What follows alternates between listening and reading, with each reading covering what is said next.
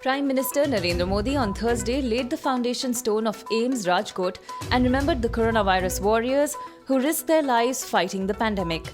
Stating that the country is preparing for mass vaccination, Prime Minister Modi said that the new year is coming with the hope of treatment. The PM also said that preparations for administering the coronavirus vaccine on Indians is in the last stages. His remarks come a day after the government-appointed experts reviewed the emergency use applications filed by 3 drug makers.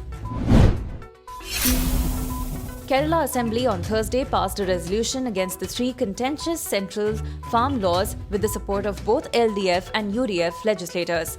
Chief Minister Pinarayi Vijayan had, in a 1-hour special session convened only to discuss the farmers' issue, moved the resolution in the Assembly against the laws over which the farmers have been protesting at the doorstep of the national capital for over a month now.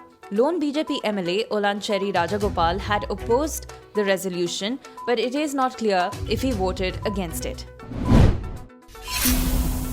The Assam Assembly on Wednesday passed a bill to convert state-run madrasas into regular schools, stripping them of the status of centres for religious education, even as legislators from the opposition, Congress and AIUDF, staged a walkout after their demand to send the legislation to a select committee for consideration was rejected by the government.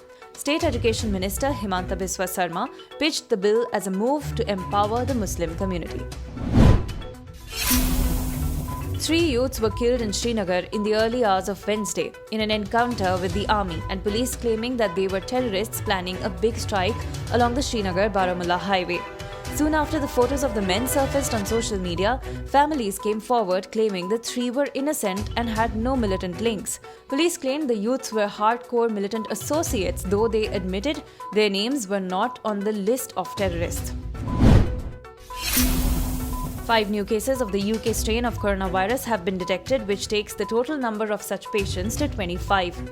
The highly infectious mutant strain, which first surfaced in the United Kingdom in September, was found to have reached India 2 days ago with travellers returning from Britain.